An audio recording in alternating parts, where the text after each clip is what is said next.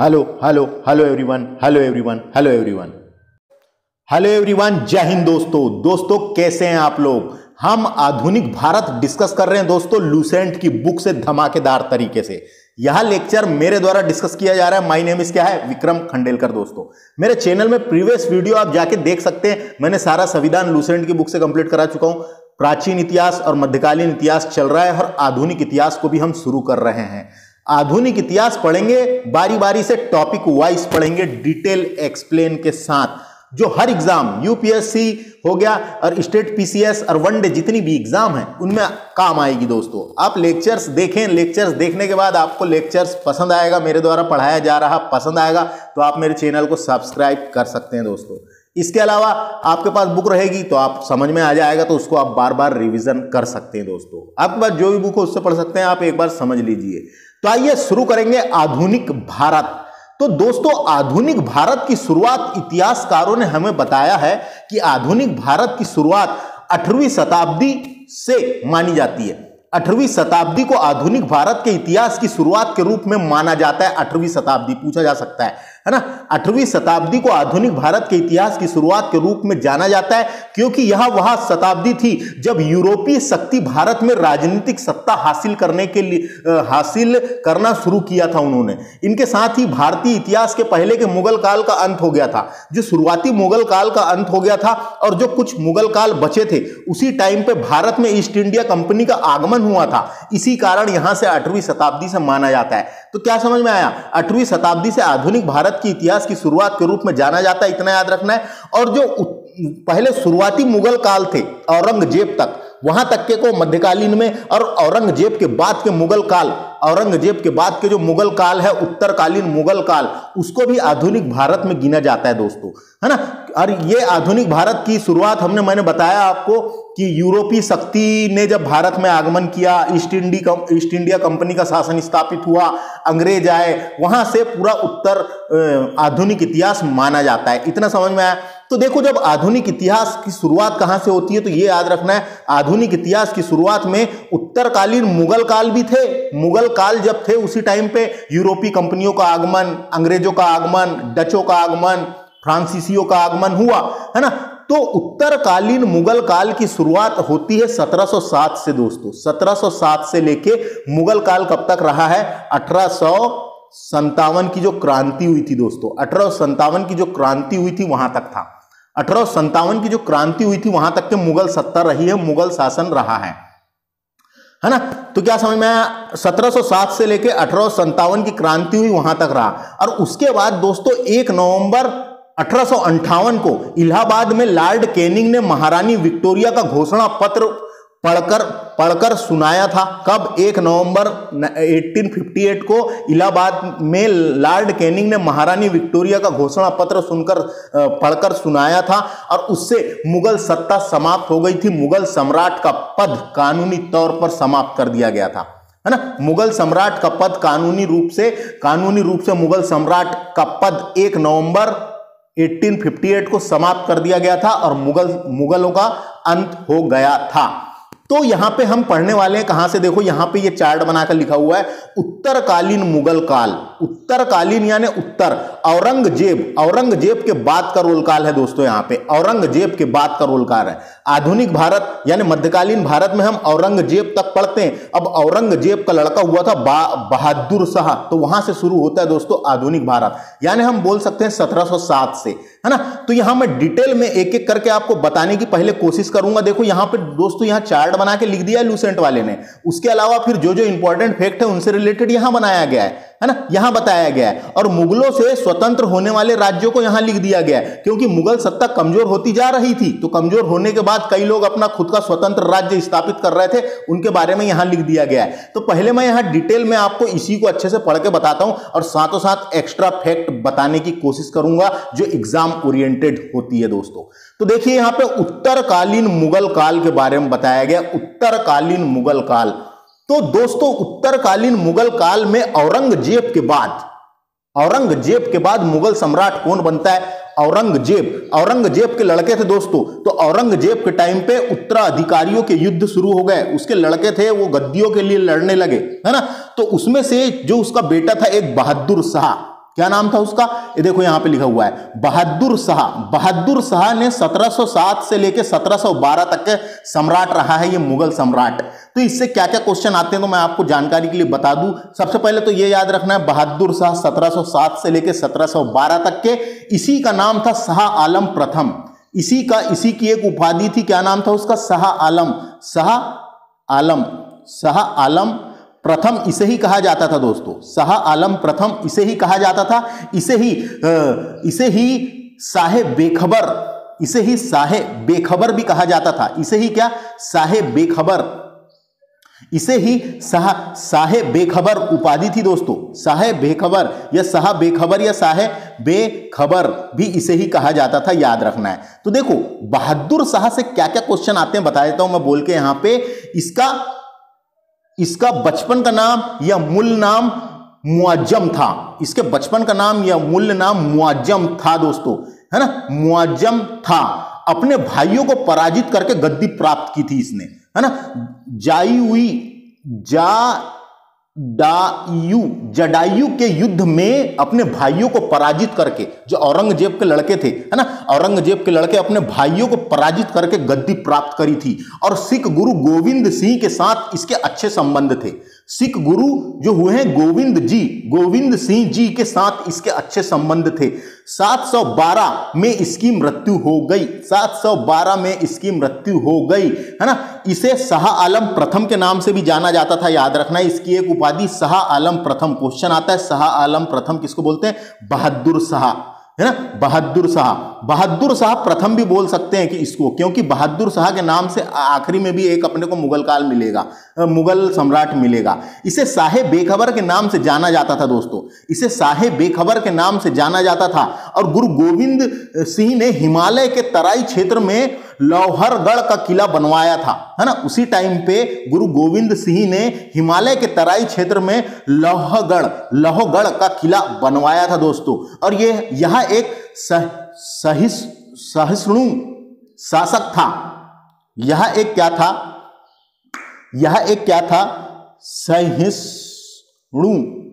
सहिष्णु शासक। क्वेश्चन आ सकता है कैसा शासक था, यह एक सहिष्णु शासक था। सहिष्णु शासक का मतलब क्या है यहाँ पे, ये धर्म के प्रति अच्छा था, ये धर्मों के प्रति अच्छा था, सबका सम्मान करता था, धर्मों के प्रति इसका सम्मान अच्छा था। और ये सब गुरुओं का सम्मान करता था, इसलिए इसे सहिष्णु शासक भी कहा जाता है, याद रखना है। तो बहादुर शाह से इतना ही याद रखना है अपने को, जो काम की चीजें बताया। 1707 से लेकर 1712 तक के इसका शासन रहा है। इसका बचपन का नाम मुअज्जम था, है ना। ये अपने भाइयों को पराजित करके गद्दी पे बैठा था। इसके सिख गुरु गोविंद जी के साथ अच्छे संबंध थे। और 1712 में इसकी मृत्यु हो जाती है। इसे शाह आलम प्रथम की उपाधि मिली थी और इसे ही शाह बेखबर भी कहते थे। ये एक शाह विष्णु शासक था, यानी धर्म के प्रति अच्छा था। और गुरु गोविंद सिंह ने इसी के टाइम पे हिमालय के तराई क्षेत्र में लोहगढ़ का किला बनवाया था। इससे इतना ही बहादुर शाह से। इसके बाद मुगल सम्राट बनता है जहांदर शाह दोस्तों। जहांदर शाह 1712 से लेकर 1713 तक, 1712 से लेकर 1713 तक के मुगल सम्राट रहा है, यानी एक ही साल। इससे क्या क्या क्वेश्चन आते हैं याद रखना है। 1712 से लेकर 1713 तक इसने जजिया कर समाप्त कर दिया था। जो जजिया कर चलते हुए आ रहा था, जजिया कर एक प्रकार का धार्मिक कर था जो गैर मुसलमानों से लिया जाता था, वो जहांदर शाह ने समाप्त कर दिया था। जहांदर शाह ने समाप्त कर दिया था। और यह लाल कुम्हारी नामक एक महिला, है ना, लाल कुम्हारी नामक एक महिला हुई थी दोस्तों। लाल कुम्हारी नामक एक महिला के प्रभाव में था सबसे ज्यादा, ये उसके प्रभाव में था, इसलिए इसे इतिहास में लंपट मूर्ख के नाम से जाना जाता है। जहांदर शाह को क्या बोलते हैं, लंपट मूर्ख के नाम से जाना जाता है, याद रखना है। लंपट मूर्ख के नाम से किसे जाना जाता है, जहांदर शाह को जाना जाता है लंपट मूर्ख के नाम से। ये एक अयोग्य शासक था, कभी पूछा जा सकता है। ये एक अयोग्य शासक था, याद रखना है। ये एक अयोग्य शासक था। इसका प्रशासन इसका वजीर चलाया करता था। इसका प्रशासन इसका वजीर चलाया करता था, जिसका नाम क्या था, जुल्फिकार। इसका प्रशासन इसका वजीर चलाया करता था, जिसका नाम था जुल्फिकार खां, है ना। इसका प्रशासन, ये अयोग्य शासक था, इसका प्रशासन जुल्फिकार खां के हाथ में था, जो इसका वजीर था। इतना याद रखना है। जहांदर शाह से इतने ही क्वेश्चन आएंगे। उसके बाद फर्रुखसियर, इसके बाद फर्रुखसियर शासक बनता है दोस्तों। फर्रुखसियर 1713 से लेकर 1719 तक के शासन किया है। फर्रुखसियर ने 1713 से लेकर 1719 तक के शासन किया है, मुगल बादशाह फर्रुखसियर। यह जो है ये कब से कब तक किया इतना याद रखना है पहले तो, 1713 से लेकर 1719। ये सैयद बंधुओं की सहायता से मुगल बादशाह बना दोस्तों। जो सैयद बंधुओं थे, सैयद बंधु जिसे किंग मेकर कहा जाता है। सैयद बंधु हुए दो लोग थे दोस्तों। सैयद बंधु दो भाई थे, एक अब्दुल्ला खां और हुसैन खां। ये दो लोगों के नाम आते हैं सैयद बंधुओं में, अब्दुल्ला खां और हुसैन खां। ये खुद शासन किया करते थे, लेकिन इन लोग मुगल बादशाह बनाया करते थे, है ना। इसे इतिहास में सैयद बंधुओं को किंग मेकर भी कहा जाता है। तो सैयद बंधुओं की सहायता से मुगल बादशाह बना था कौन, पूछा जा सकता है। सैयद बंधुओं की सहायता से फर्रुखसियर मुगल बादशाह बना। इसने 1717 में ब्रिटिश ईस्ट इंडिया कंपनी को व्यापार हेतु विशेषाधिकार पत्र दिया था दोस्तों। यही है, इसने ही दे दिया था फ्री में शासन कर, फ्री में आप व्यापार कर सकते हैं करके बोल दिया था इसने। तो इसने 1717 में, कब, इसने 1717 में ब्रिटिश ईस्ट इंडिया कंपनी को व्यापार हेतु विशेषाधिकार पत्र दिया था, है ना। विशेषाधिकार पत्र दिया था, उसे ही सुनहरा फरमान भी बोलते हैं, है ना। जो अंग्रेजों को दिया था उसका नाम क्या था, सुनहरा फरमान, है ना। फरमान, फ्री व्यापार की छूट दे दी थी कि अंग्रेजों को फ्री व्यापार की छूट दे दी थी फर्रुखसियर ने। तो इसको हम बोल सकते हैं कि इसने 1717 में ब्रिटिश ईस्ट इंडिया कंपनी को व्यापार हेतु विशेषाधिकार पत्र दिया था, जिसे सुनहरा फरमान कहते हैं। फ्री व्यापार की छूट दी थी, जिसे कंपनी का मैग्ना कार्टा भी कहा जाता है ना। कंपनी का मैग्ना कार्टा यानी कंपनी के लिए तो एक अधिकार मिल गया था, है ना। एक अधिकार, एक कानूनी तौर पर एक अधिकार मिल गया था, इसलिए कंपनी उसे मैग्ना कार्टा यानी कंपनी का मैग्ना कार्टा कहा जाता है। कंपनी का मैग्ना कार्टा विशेषाधिकार पत्र किसने दिया था, फर्रुखसियर ने दिया था, याद रखना है। सैयद बंधुओं ने फर्रुखसियर की हत्या कर दी बाद में। बोले सही नहीं है, ये सही मुगल बादशाह नहीं है ना। तो सैयद बंधुओं का दिमाग घुमा और सैयद बंधुओं ने फर्रुखसियर की हत्या कर दी। फर्रुखसियर को घृणित कायर के रूप में भी जाना जाता है, ये इंपॉर्टेंट है।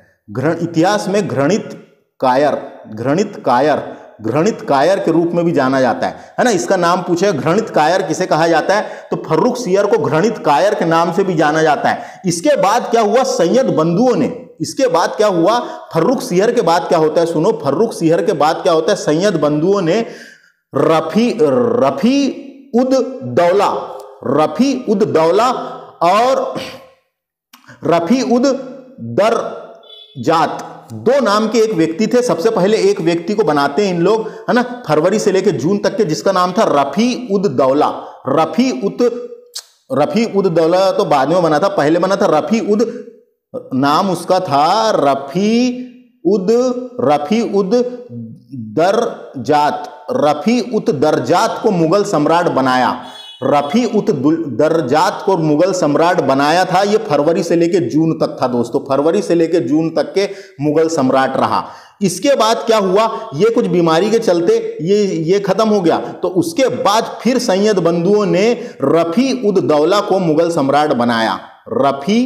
क्या नाम था उसकी, रफी उद दौला को मुगल सम्राट बनाया जून से लेकर सितंबर तक। फरवरी से जून तक के वो बना, फिर जून से लेकर सितंबर तक के ये बनता है मुगल सम्राट। कब की बात है, 1716 की, है ना। 1716 में दो लोगों को मुगल सम्राट बनाया, किंतु इनकी भी मृत्यु शीघ्र ही हो गई, इतना याद रखना है ना। किंतु इनकी भी मृत्यु शीघ्र ही हो गई। उसके बाद क्या हुआ, उसके बाद दोस्तों इन्हीं के टाइम पे बंदा बहादुर नाम का एक था, बंदा बहादुर को फांसी भी हुई थी 1716 में, है ना। बंदा बहादुर को 1716 ईस्वी में फांसी भी हुई थी इन्हीं के टाइम पे। तो ये दो मुगल सम्राट बनते हैं। अब उसके बाद आता है कौन, ये दो मुगल सम्राट बने और उनका काम खत्म। उसके बाद आता है मोहम्मद शाह। ये 1719 से लेके 1748, है ना, यानी 1748। मोहम्मद शाह से क्वेश्चन आते हैं, देखो क्या क्या।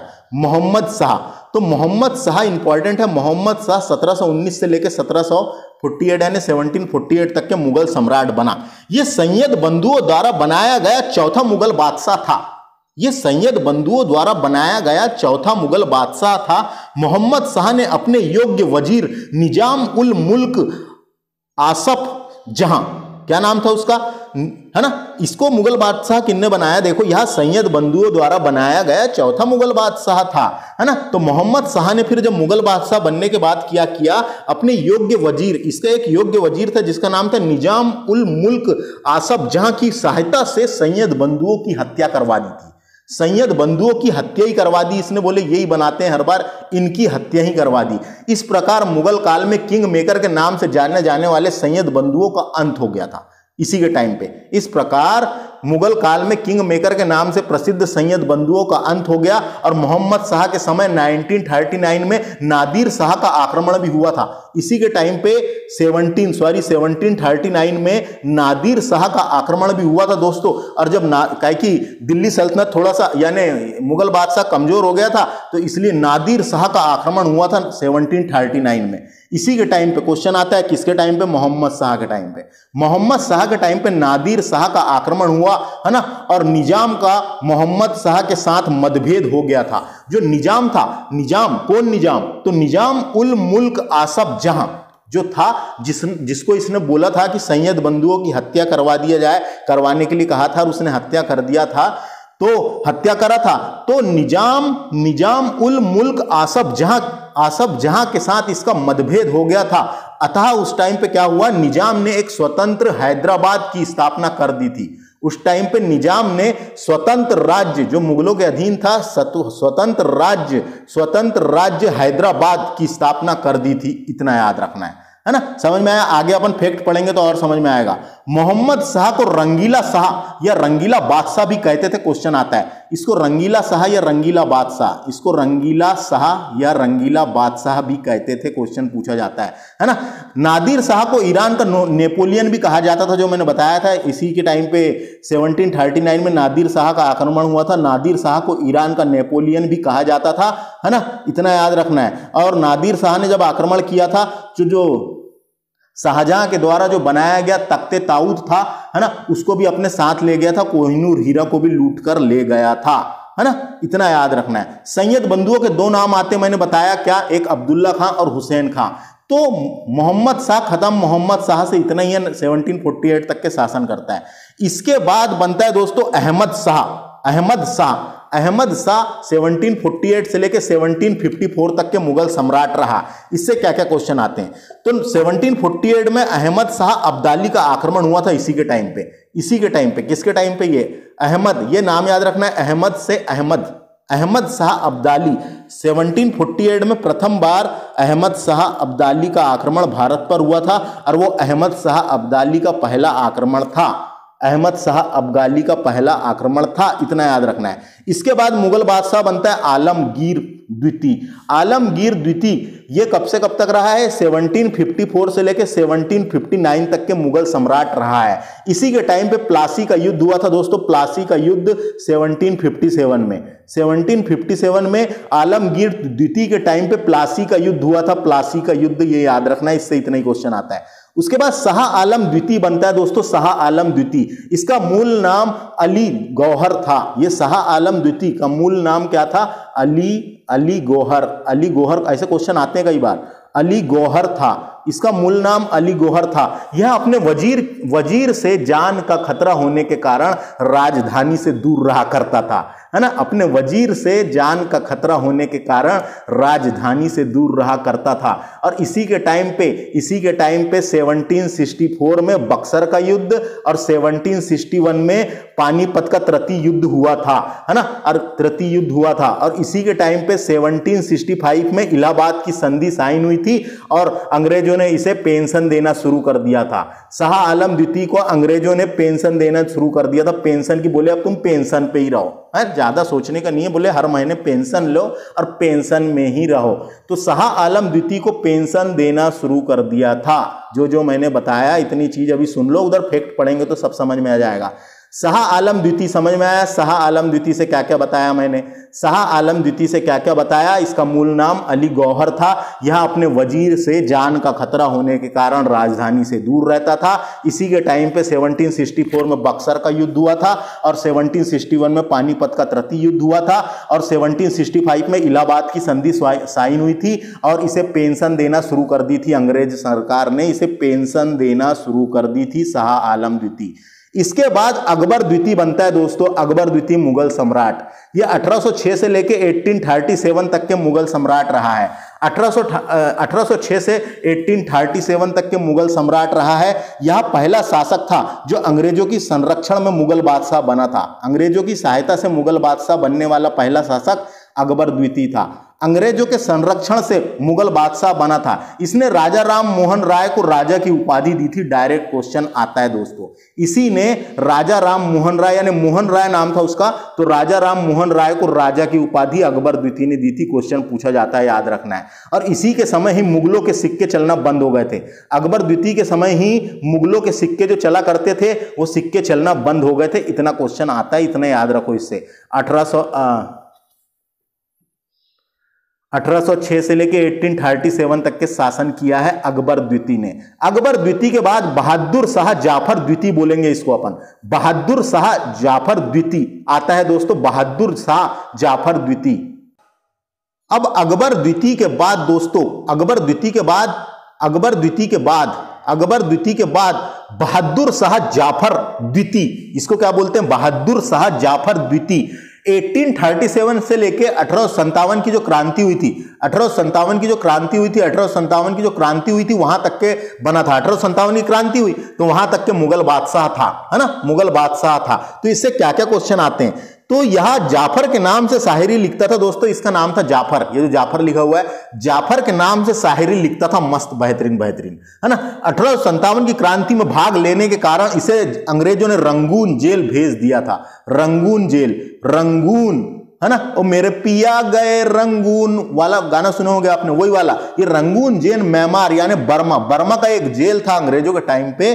तो इसे 1857 की क्रांति में भाग लेने के कारण रंगून जेल भेज दिया गया था, जहां 1862 में इसकी मृत्यु हो गई। है ना। तो क्वेश्चन क्या क्या आते हैं इससे? तो यह एकमात्र मुगल बादशाह था जिसकी मृत्यु भारत के बाहर हुई थी। रंगून तो भारत के बाहर है ना। तो यह एकमात्र मुगल बादशाह था जिसकी मृत्यु भारत के बाहर हुई थी। और मिर्जा गलीब नाम सुनोगे आप, अभी पढ़ाऊंगा मैं। मिर्जा गलीब इस शाह बहादुर शाह जाफर द्वितीय के समकालीन था। जो मिर्जा गलीब थे, मिर्जा गलीब एक शायर थे, उनके बारे में आगे पढ़ेंगे अपन। मिर्जा गलीब बहादुर शाह जाफर द्वितीय के समकालीन थे। इतना ही आता है। और उसके बाद क्या होता है दोस्तों? उसके बाद मैंने बताया क्या हुआ था। उसके बाद 1 नवंबर 1858 की क्रांति के असंतोष को दूर करने के लिए 1 नवंबर 1858 को इलाहाबाद में लॉर्ड कैनिंग ने महारानी विक्टोरिया का घोषणा पत्र पढ़कर सुनाया और बोला कि आज से मुगल सम्राट का पद समाप्त, मुगल सम्राट का अंत हो गया और मुगल सम्राट का पद समाप्त कर दिया गया 1 नवंबर 1858 को, है ना। और यहां से फिर सीधे भारत पर ब्रिटेन का शासन स्थापित हो गया। पहले ईस्ट इंडिया कंपनी शासन कर रही थी, उसके बाद सीधे ब्रिटेन के क्राउन का शासन स्थापित हो गया, है ना। क्राउन का शासन स्थापित हो गया। संविधान में मैंने पढ़ाया था, आप संविधान देख लेना। तो ऐसे करके मुगल सम्राटों का पद समाप्त हो गया। जो भी काम की जानकारी थी मैंने दिया।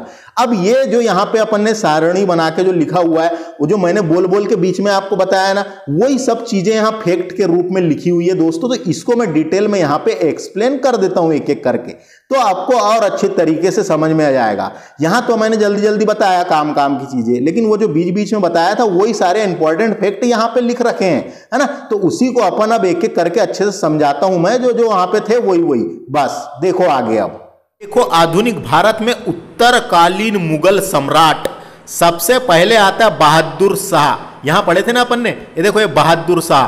तो इसके बारे में बता देता हूं दोस्तों मैं आपको। बहादुर शाह, तो बहादुर शाह औरंगजेब की मृत्यु के बाद उसका पुत्र मुआज्जम, इसी का नाम क्या था? मुआज्जम। मुआज्जम, इसी का नाम शाह आलम प्रथम हुआ, है ना। मुआज्जम ने लाहौर के उत्तर में स्थित शाहदौला नामक पुल पर मई 1707 में बहादुर शाह के नाम से अपने आप को मुगल सम्राट घोषित कर लिया। बहादुर शाह के नाम से अपने आप को मुगल सम्राट घोषित कर लिया। उसके बाद क्या होता है, 12 जून 1707 को जंजाऊ, इसको जंजाऊ भी बोलते हैं, जजाऊ का युद्ध हुआ। उत्तराधिकार को लेकर जजाऊ का युद्ध हुआ। जजाऊ के युद्ध में उत्तराधिकारी को लेकर बहादुर शाह प्रथम और आजम शाह, जो उसका भाई था आजम शाह, के बीच युद्ध हुआ था दोस्तों। उत्तराधिकार को लेकर बहादुर शाह प्रथम और आजम शाह के बीच युद्ध हुआ था। उस युद्ध में आजम शाह और आजम शाह के 2 बेटे मारे गए थे। उसके बाद क्या होता है, उसके बाद बहादुर शाह प्रथम को अपने छोटे भाई, उसका एक छोटा भाई था जिसका नाम था काम बख्श से भी मुगल सिंहासन के लिए लड़ाई लड़नी पड़ी थी और हैदराबाद के नजदीक 13 जनवरी 1709 को काम बख्श की मृत्यु हो गई। युद्ध में काम बख्श की मृत्यु हो गई। ऐसा करने के बाद बहादुर शाह गद्दी पर पूर्ण रूप से बैठ गया और यह सबसे वृहद मुगल शासक रहा है 63 वर्षीय। सबसे ज्यादा उम्र का मुगल शासक रहा है 63 वर्षीय, है ना। और जो युद्ध हुआ था दोस्तों, मैंने क्या बताया, जजाऊ का युद्ध। जजाऊ के युद्ध में गुरु गोविंद सिंह जी ने हमदर्दी दिखाते हुए अपने मित्र बहादुर शाह का साथ दिया था। अपने मित्र हमदर्दी दिखाते हुए अपने मित्र बहादुर शाह का साथ दिया था। इसीलिए यह फैक्ट यहां लिखा हुआ है। उत्तराधिकार के युद्ध में गुरु गोविंद सिंह जी ने बहादुर शाह का साथ दिया था। इतना याद रखना है जो काम का मैंने बताया, है ना। सिर्फ सुन लेना है, क्वेश्चन तो वनडे एग्जाम में नॉर्मल आते हैं। बहादुर शाह का पूर्व नाम मुआज्जम था, है ना, मुआज्जम था। और बाद में शाह आलम प्रथम भी इसे ही कहा जाता है। शाह आलम प्रथम भी इसे ही कहा गया है और बहादुर शाह प्रथम भी इसको ही कहा जाता है दोस्तों। इसकी उपाधि काय की थी, शाह आलम प्रथम, और बहादुर शाह इसी का नाम था। इसे ही साहे बेखबर भी कहा जाता है। देखो नेक्स्ट फैक्ट, बहादुर शाह को साहे बेखबर के उपनाम से पुकारा जाता था। क्वेश्चन आता है साहे बेखबर किसे कहा जाता था, इतना याद रखना है यहां से। बहादुर शाह से रिलेटेड 3 फैक्ट लिखे हुए हैं लूसेंट में। अब बात करते हैं चौथा फैक्ट, जो जहादर शाह से शुरू होता है, जो इसके बाद मुगल बादशाह बनता है। देखो यहाँ पे है ना, ये देखो जहादर शाह, इसके बारे में देखिए, सुनिए। जहादर शाह, है ना। बहादुर शाह के बाद जहादर शाह बनता है क्या, मुगल बादशाह। तो इससे क्या मैंने बताया था, ये कब से कब तक, 1712 से लेके 13 तक, है ना। 1712 से लेकर 13 तक के जहादर शाह था। अपने शासन काल में लाल कुमारी नामक वैश्या को हस्तक्षेप करने का आदेश दे रखा था। इसने हस्तक्षेप करने का आदेश दे रखा था, यानी कि लाल कुमारी नामक महिला के प्रभाव में था ये, है ना। इसीलिए इसे लंपट मूर्ख भी कहा जाता है। देखो यहाँ लिखा हुआ है, जहादर शाह को लंपट मूर्ख भी कहा जाता है। यहाँ एक जहादर शाह एक अयोग्य शासक था, याद रखना है, अयोग्य शासक था। इसका प्रभाव यानी इसका वजीर जो था, इसका प्रशासन कौन चलाता था, जुल्फिकार खां नाम था इसका वजीर था ये, है ना। तो जुल्फिकार के हाथों में था, जो इसका वजीर था, ये इसका प्रशासन को चलाता था, है ना। ये अयोग्य शासक था, इसे लंपट मूर्ख भी कहते थे। और लाल कुमारी नामक महिला के प्रभाव में था, है ना। जहादर शाह के बाद फर्रुख सियर शासक बनता है दोस्तों, ये वाला फर्रुख सियर शासक बनता है। और मैंने बताया था फर्रुख सियर जो है ये 1713 से लेके 1719 तक के शासन करता है, ये सम्राट बनता है। और सैयद बंधुओं की सहायता से मुगल बादशाह बनता है ये, है ना। सैयद बंधुओं की सहायता से मुगल बादशाह बनता है। फर्रुख सियर को मुगल मुगल वंश का घृणित कायर भी कहा जाता है, घृणित कायर भी कहा जाता है, इंपॉर्टेंट है। फर्रुख सिहर को मुगल वंश का घृणित कायर भी कहा जाता है। और फर्रुख सिहर से क्या क्वेश्चन आता है कि ये सैयद बंधुओं की सहायता से मुगल बादशाह बना। इसने 1717 में ब्रिटिश ईस्ट इंडिया कंपनी को व्यापार हेतु विशेषाधिकार पत्र यानी सुनहरा फरमान यानी फ्री व्यापार की छूट, जिसे कंपनी का मैग्ना कार्टा कहा जाता है ना। तो सैयद बंधुओं ने फर्रुख सिहर की हत्या कर दी थी, है ना। बाद में सैयद बंधुओं ने फर्रुख सिहर की हत्या कर दी थी, है ना, इतना याद रखना है। तो सैयद बंधु कौन थे वो फैक्ट लिखा हुआ है। मुगल कालीन इतिहास में सैयद बंधु हुसैन अली खां और अब्दुल्ला खां को शासक निर्माता के रूप में जाना जाता है दोस्तों। तो सैयद बंधु के नाम पूछा जा सकता है अपने को। सैयद बंधु से आशय सैयद हुसैन अली खां, एक का नाम क्या है सैयद हुसैन अली खां, दूसरे का नाम था सैयद अब्दुल्ला नामक, है ना, सैयद अब्दुल्ला, है ना। सैयद अब्दुल्ला नामक दो भाई थे जो मुगल साम्राज्य में शक्तिशाली सेनानायक थे, मुगल साम्राज्य के शक्तिशाली सेनानायक थे। इन्हें राज्य निर्माता या शासक निर्माता के नाम से जाना जाता है। इंग्लिश में इन्हें किंग मेकर भी कहते थे, किंग मेकर यानी शासक निर्माता, किंग मेकर के नाम से जाना जाता है। इन दोनों के नाम याद रखना है दोस्तों, है ना, इन दोनों के नाम याद रखना है, पूछा जा सकता है ना। इसके बाद बनता है फर्रुख सिहर के बाद मोहम्मद शाह। तो देखो यहाँ पे नाम आया होगा, है ना, ये देखो आया मोहम्मद शाह का। तो सुंदर व्यक्तियों के प्रति अत्यधिक रुझान के कारण मोहम्मद शाह को रंगीला बादशाह या रंगीला शाह कहा जाता था। सुंदर युवतियों यानी लड़कियों के प्रति अत्यधिक रुझाव के कारण मुगल बादशाह को रंगीला शाह भी कहते थे। ये 1719 से 1748 तक के सैयद बंधुओं द्वारा बनाया गया चौथा मुगल बादशाह था। फिर बाद में मोहम्मद शाह ने सैयद बंधुओं की हत्या करवा दी थी। तो अपने को यहाँ के फैक्टर्स पढ़ाता हूँ मैं बस सीधे। तो सुंदर युवतियों के प्रति अत्यधिक रुझाव के कारण मोहम्मद शाह को रंगीला बादशाह भी कहा जाता था। ये एक संगीतकार के रूप में मोहम्मद शाह ने अनेक ख्यालों की रचना भी की है। क्वेश्चन आ सकता है अनेक ख्यालों की रचना किसने की है, मोहम्मद शाह ने। और मोहम्मद शाह को रंगीला शाह के नाम से भी जाना जाता था। क्या दोस्तों, है ना, यहां तक समझ में आया। अब उसके बाद देखिए नेक्स्ट फैक्ट है तुरानी सैनिक हैदर बेग ने 9 अक्टूबर 1720 को सैयद बंधु हुसैन अली खां की हत्या कर दी थी। तो मोहम्मद शाह, दोस्तों मोहम्मद शाह, मैंने मोहम्मद शाह के बारे में बताया था, यह सैयद बंधुओं द्वारा बनाया गया चौथा मुगल बादशाह था। मोहम्मद शाह ने अपने योग्य वजीर, उसका एक वजीर था जिसका नाम था निजाम उल मुल्क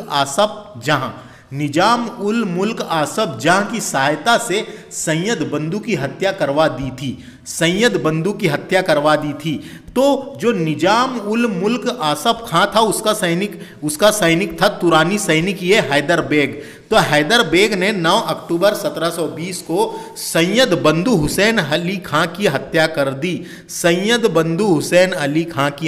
दी। अब जब हुसैन अली खां की हत्या हो जाती है तो उसका जो भाई था अब्दुल्ला खां, सैयद बंधुओं का जो भाई था अब्दुल्ला खां, वह आग बबूला हो गया और वो युद्ध के लिए फिर से तैयार हो गया मोहम्मद शाह के युद्ध के लिए। लेकिन फिर जो सेना से लड़ते लड़ते बहुत भीषण संघर्ष हुआ सेनाओं के बीच। फिर आखिर में अब्दुल्ला खां को हार मानना पड़ा और वो हार मान गया और अब्दुल्ला खां को फिर जेल में डाल दिया गया था। और फिर कुछ दिन के बाद अब्दुल्ला खां को जहर देकर मार दिया गया, जेल में ही जहर देकर मार दिया गया। मोहम्मद शाह के कहने पर जहर देके मार दिया गया। इस तरह इतिहास में सैयद बंधु यानी किंग मेकर के नाम से प्रसिद्ध यानी सैयद बंधुओं का अंत हो गया दोस्तों। इस प्रकार सैयद बंधुओं का अंत हो गया। सैयद बंधु जो मुगल सम्राटों को अपने इशारों पर नचाया करते थे, है ना, इतिहास में सैयद बंधु के नाम से जो जाने जाते थे उनका अंत हो गया। उन्होंने मुगल शासकों को अपने इशारों पर नचाया काफी। तो सैयद बंधु का हो गया अंत। उसके बाद आगे देखिए किसने किया था, तुरानी सैनिकों ने, याद रखना है। फिर अगला फैक्ट है, मोहम्मद शाह के शासन काल में ही हैदराबाद के निजाम चिन किलिच खां, क्या नाम था उसका, चिन किलिच खां ने निजाम उल मुल्क की उपाधि धारण की। इसी का नाम था दोस्तों, उपाधि थी निजाम उल मुल्क की उपाधि धारण की, और 1725 में स्वतंत्र राज्य की स्थापना की थी, स्वतंत्र हैदराबाद राज्य की स्थापना की थी। क्यों की थी, तो दोस्तों क्या हुआ था, है ना, उसके बाद क्या हुआ था, निजाम का मोहम्मद शाह के साथ मतभेद हो गया था, है ना, ये जो मोहम्मद शाह था, है ना, इसके साथ था पहले वो, तो निजाम का मोहम्मद शाह के साथ मतभेद हो गया था।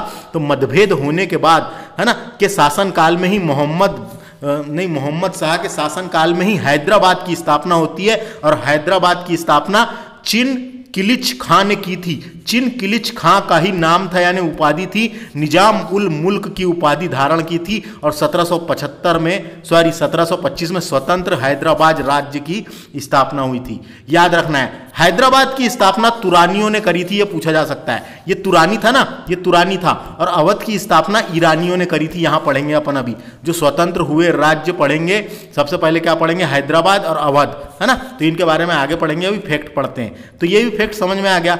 अगला है, इसी के टाइम पे जो ईरान है, फारस, इसी के टाइम पे जो फारस हुआ है दोस्तों, फारस का पुराना नाम क्या था, ईरान, यानी ईरान का पुराना नाम क्या था, फारस।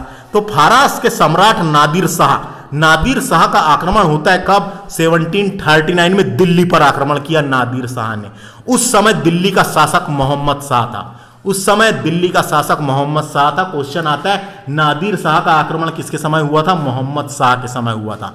नादिर शाह को ईरान का नेपोलियन कहा जाता है, पूछा जाता है, नादिर शाह को ईरान का नेपोलियन कहा जाता है। अब नादिर शाह के आक्रमण हुआ दोस्तों, और इसने 70 करोड़ रुपए की धनराशि और शाहजहां द्वारा जो बनाया हुआ था तख्ते ताऊत, जिसे पिकाक थ्रोन कहते हैं, उसमें कोहिनूर हीरा लगा हुआ था। शाहजहां कोहिनूर हीरो वाली टोपी पहनकर बैठता था, है ना, तो उस कोहिनूर हीरा को लेकर भी फारस लौट गया, है ना, 70 करोड़ रुपए और शाहजहां के द्वारा जो बनाया गया था तख्ते ताऊत को लेकर वापस ईरान लौट गया। तो यहां से क्या क्या क्वेश्चन आएंगे, समझ में आया क्या, किसके शासनकाल में हुआ था आक्रमण, ये याद रखना है, नादिर शाह का। आगे चलते हैं, है ना, तख्ते ताऊत यानी मयूर सिंहासन पर बैठने वाला अंतिम मुगल शासक मोहम्मद शाह था। मोहम्मद शाह को रंगीला शाह या रंगीला बादशाह कहा जाता था। इसी के टाइम पे नादिर शाह का आक्रमण हुआ था, अपन पढ़े ना, ऐसे क्वेश्चन आते हैं। इसी के टाइम पे नादिर शाह का आक्रमण 1739 में हुआ था। तो मोहम्मद शाह का काम यहाँ से खत्म। मोहम्मद शाह के बाद ये बनता है आलम शाह, और उसके बाद यहाँ सीधे शाह आलम द्वितीय के बारे में लिख रखा है, तो इसको पढ़ते हैं। देखो मोहम्मद शाह के बाद अहमद शाह, देखो ये मोहम्मद शाह के बाद अहमद शाह गद्दी पर बैठता है और मुगल सम्राट बनता है। अहमद शाह 1748 से लेकर 1754 तक के रहता है, और इसी के टाइम पे दोस्तों 1748 में अहमद शाह अब्दाली का प्रथम आक्रमण हुआ था। यानी अहमद शाह अब्दाली ने पहली बार भारत पर आक्रमण किया था। उस टाइम पे मुगल बादशाह अहमद शाह था, 1748 में, याद रखना है ना, इससे इतना इंपॉर्टेंट है। इसके बाद दूसरा शासक बनता है आलमगीर द्वितीय के टाइम पे प्लासी का युद्ध हुआ था दोस्तों, प्लासी का युद्ध 1757 में प्लासी का युद्ध हुआ था, इंपॉर्टेंट है, प्लासी का युद्ध हुआ था, है ना, किसके टाइम पे, आलमगीर द्वितीय के टाइम पे प्लासी का युद्ध हुआ था। अब आलमगीर द्वितीय के बाद शाह आलम द्वितीय बनता है, देखो यहाँ पे लिखा हुआ है शाह आलम द्वितीय। इससे क्या क्या क्वेश्चन आते हैं, देखो ये 1759 से लेके 1806 तक के रहा है। इसका मूल नाम अली गौहर था, इसका मूल नाम या असली नाम पूछेगा, अली गौहर था। यह अपने वजीर से जान का खतरा होने के कारण राजधानी से दूर रहता था। इसी के समय 1764 में बक्सर का युद्ध हुआ था, 1761 में पानीपत का तृतीय युद्ध हुआ था, 1765 में इलाहाबाद की संधि साइन हुई थी, और उसके बाद इसको पेंशन दाता बना दिया गया था, यानी पेंशन दाता बना दिया गया था, यानी इसको पेंशन देना शुरू कर दिया था। बोले अब तुम मुगल सम्राट है, अब तू बोले सिर्फ सम्राट तो है लेकिन पेंशन ले और काम चला, है ना, पेंशन ले और काम चला, ऐसा याद रखना है ना। तो अंग्रेजों ने इसको पेंशन देना शुरू कर दिया था। देखो यहाँ क्या लिखा है, शाह आलम द्वितीय या अली गौहर के शासनकाल में 1803 में अंग्रेजों ने दिल्ली पर कब्जा कर लिया था। क्वेश्चन आता है अंग्रेजों ने दिल्ली पर कब्जा कब किया? अंग्रेजों ने दिल्ली पर कब्जा कब किया पूछेगा अपने को। अंग्रेजों ने दिल्ली पर कब्जा कब किया? तो 1803 में, 1803 में। और पेंशन दाता इसको बना दिया था, इसको पेंशन दाता बना दिया था। इसी के टाइम पे पानीपत का तृतीय युद्ध होता है। पानीपत का तृतीय युद्ध होता है। ये पानीपत के तृतीय युद्ध की पूरी तारीख अपने को पता होना, कभी कभी पूरी तारीख पूछ ली जाती है। तो ये 14 जनवरी की बात है, 14 जनवरी 1761। 14 जनवरी 1761 को मराठा और अहमद शाह अब्दाली जब दूसरी बार भारत आया था, उन दोनों के बीच होता है दोस्तों ये, है ना। ये देखो लिखा हुआ है यहाँ पे 14 जनवरी 1771 में मराठा एवं अहमद शाह अब्दाली की सेना के बीच हुआ था। इस युद्ध में मराठाओं की हार हुई थी। इस युद्ध में मराठाओं की हार हुई थी, है ना, याद रखना है। इस युद्ध में मराठाओं की हार हुई थी और जो अवध का नवाब था सुजाउद्दौला ने अहमद शाह अब्दाली का साथ दिया था और मराठाओं की हार हो गई थी। इतना याद रखना है इससे, है ना। अहमद शाह अब्दाली का वास्तविक नाम अहमद खां था। नाम याद रखना है, अहमद खां था। इसने 8 बार भारत पर आक्रमण किया। इसने 8 बार भारत पर आक्रमण किया। जो पहला आक्रमण किया था वो 1748 में किया था, है ना। इसने पहला आक्रमण 1748 में किया था। उस टाइम पे मुगल बादशाह अहमद शाह था, ये वाला अहमद शाह था, उस टाइम पे किया था। अब आगे और फैक्ट डिस्कस करते हैं। गुलाम कादिर खान ने 1806 में शाह आलम द्वितीय की हत्या कर दी। तो उसका गुलाम था जिसका नाम क्या था? कादिर खां। उसका गुलाम कादिर खान ने 1806 में शाह आलम द्वितीय की हत्या कर दी। तो शाह आलम द्वितीय की हत्या कर दिया, है ना, काम ही खत्म कर दिया उसका। ये शाह आलम द्वितीय की हत्या कर दी, हाँ, शाह आलम द्वितीय का काम खत्म, है ना। अब शाह आलम द्वितीय का काम खत्म हो जाता है दोस्तों। उसके बाद यहाँ पे आता है अकबर द्वितीय। शाह आलम द्वितीय के बाद देखो ये अकबर द्वितीय आता है। अकबर द्वितीय 1806 से लेके 1837 तक के शासन करता है। यह पहला शासक था जो अंग्रेजों के संरक्षण यानी अंग्रेजों की सहायता से मुगल बादशाह बना था। क्वेश्चन आता है अकबर द्वितीय ऐसा शासक था जो अंग्रेजों के संरक्षण या अंग्रेजों की सहायता से मुगल बादशाह बना था। इसी ने राजा राम मोहन राय को राजा की उपाधि दी थी। इसी ने राजा राम मोहन राय को राजा की उपाधि दी थी, अकबर द्वितीय ने, है ना। राजा राम मोहन राय को राजा की उपाधि दी थी और इसी के समय ही मुगलों के सिक्के चलना बंद हो गए थे। इसी के समय ही मुगलों के सिक्के चलना बंद हो गए थे। अकबर द्वितीय के बाद आता है बहादुर शाह जाफर द्वितीय। बहादुर शाह जाफर द्वितीय, है ना। ये दोस्तों ये 1837 से लेके 1857 तक के रहा है मुगल सम्राट। मुगल सम्राट रहा है। देखो यहां पे लिखा हुआ है बहादुर शाह जाफर द्वितीय अंतिम मुगल सम्राट था। ये यहां जाफर के नाम से शायरी लिखता था और ये अंतिम मुगल सम्राट था। 1857 की क्रांति में भाग लेने के कारण इसे जेल भेज दिया गया था। कौन सा jail? Rangoon jail. Rangoon jail भेज दिया गया था। ये रंगून जेल जो बर्मा था दोस्तों, उस टाइम पे बर्मा, है ना, बर्मा का जेल था। बर्मा की राजधानी उस टाइम पे रंगून हुआ करती थी और वहां पे जेल था जो बर्मा जेल।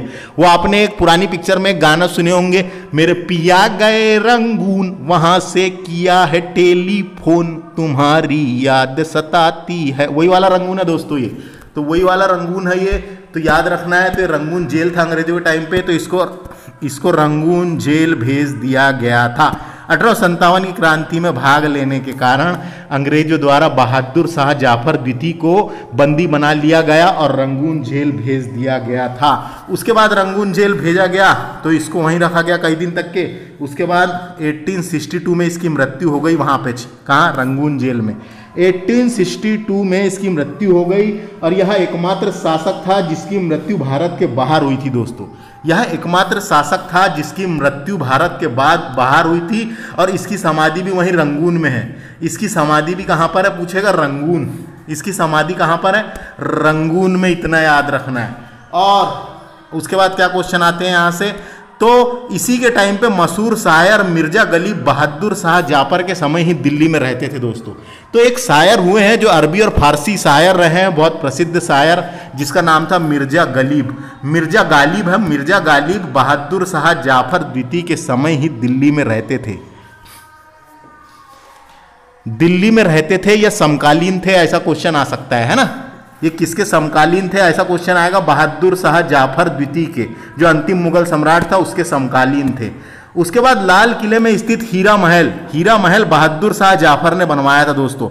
लाल किला तो शाहजहां ने बनवाया था, लेकिन वहां पे एक झमाझम वाला महल बना हुआ है जिसका नाम है हीरा महल। ये हीरा महल को बहादुर शाह जाफर द्वितीय ने बनवाया था, याद रखना है, पूछा जा सकता है ना। उसके अलावा हयात बख्श बाग का मतलब होता है गार्डन। लाल किला दिल्ली में स्थित है दोस्तों। तो क्या है ये आपको जानकारी के लिए बता दूं,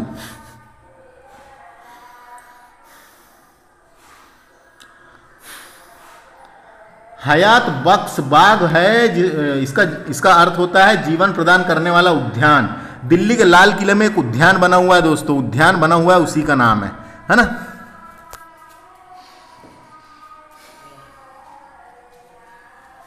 उद्यान बना हुआ है, उसी का नाम है। पूछा जाएगा हयात बख्श बाग क्या है, तो लाल किले में स्थित एक उद्यान है, गार्डन है, या ऐसा पूछा जा सकता है कहां पे है करके।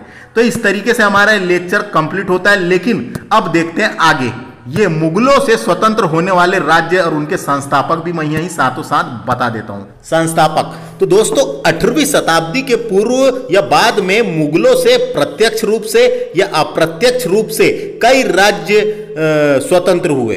प्रत्यक्ष रूप से या अप्रत्यक्ष रूप से कई राज्य स्वतंत्र हुए। उनको भी हम 3 श्रेणी में बांट सकते हैं, जैसे कि मुगल साम्राज्य से अपने आप को पृथक कर बने स्वतंत्र राज्य, या मुगलों के खिलाफ विद्रोह द्वारा बने नए राज्य, या जो अपने आप में ही स्वतंत्र हो गए, वहां का कोई शासक नहीं बचा, तो ऐसे स्वतंत्र राज्य।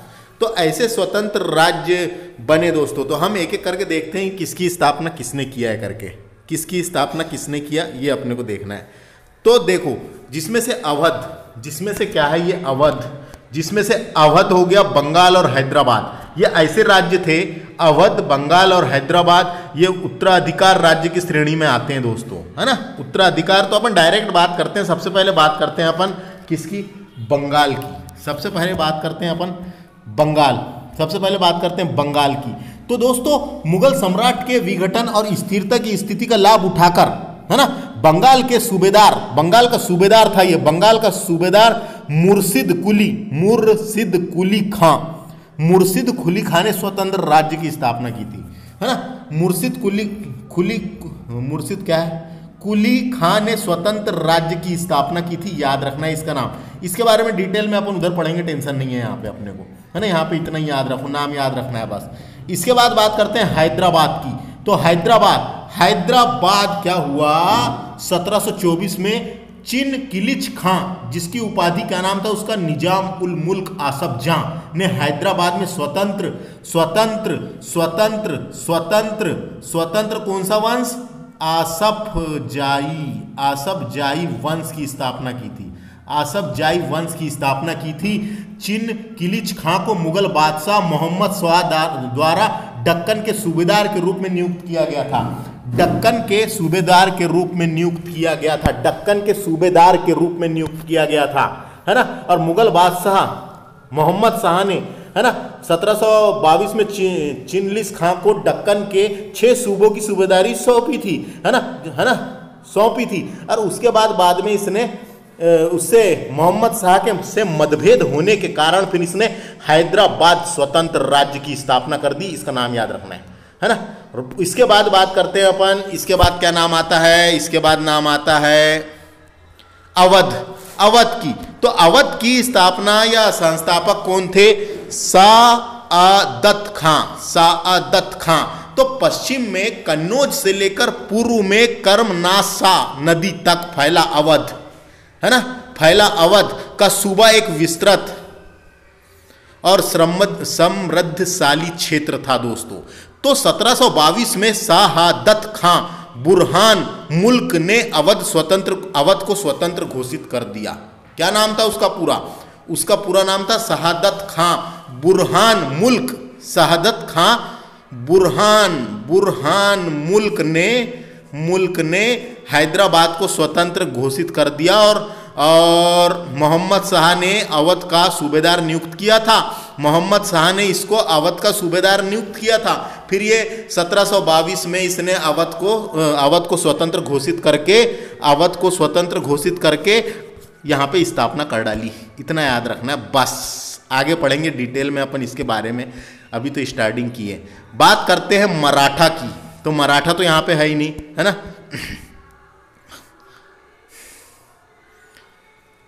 और क्या बचता है, मैसूर के बारे में भी बाद में पढ़ेंगे ना, बहुत देर से हो गया। देखो समझ में आ गया। अवध की स्थापना किसने की, तो शहादत खां नाम याद रखना है। हैदराबाद की स्थापना चिन किलिच खां या उसी का नाम था निजाम उल मुल्क आसफ जां। रुहेलखंड की स्थापना वीर दाऊद और अली मोहम्मद खां ने करी थी। दोस्तों नाम याद रखना है, मैं नाम तो आपको याद करवा नहीं सकता, सिर्फ समझा सकता हूं, पढ़ा सकता हूं, है कि नहीं। नाम तो खुद को ही याद करना पड़ेगा। रुहेलखंड की स्थापना वीर दाऊद एवं अली मोहम्मद खां ने की थी। बंगाल की स्थापना मुर्शिद कुली खां ने की थी। कर्नाटक की स्थापना सुदूतुल्ला खां ने की थी। नाम याद रखना है। कर्नाटक राज्य की स्थापना सुदूतुल्ला खां ने की थी। किसने की थी, सुदूतुल्ला खां ने की थी। भरतपुर की स्थापना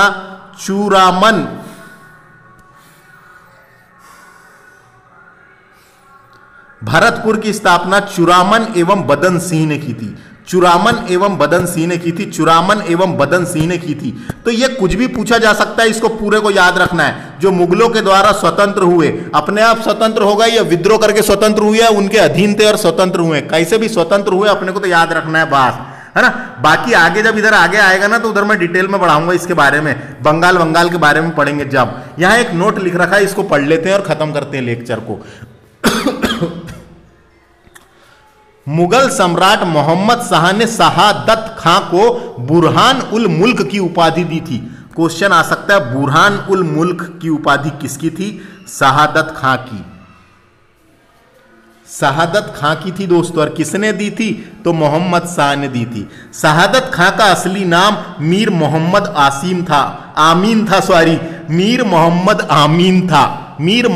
आमीन था, इतना याद रखना है। तो ये तो मैंने पढ़ा दिया एक लेक्चर जिसमें उत्तरकालीन मुगल काल अपन ने डिस्कस किए। अब आपका काम बनता है दोस्तों कि इसमें हाइलाइटर से आप अपने पास की बुक से टिक करें, ये समझ लें और उसको बार बार रिवीजन करें, है ना। बस, थैंक्स फॉर वाचिंग। लेक्चर पसंद आएगा तो कमेंट करना बिल्कुल ना भूलें। व्यूज भी नहीं आ रहे हैं और वॉच टाइम भी नहीं आ रहा है ना, और लाइक भी नहीं आ रहे हैं, इस कारण थोड़ा सा वीडियो लेट हो रहा है। जैसे जैसे व्यूज आएंगे, लाइक आएगा, तो मैं धड़ाधड़ वीडियो बनाऊंगा। थैंक्स फॉर वॉचिंग, नमस्ते।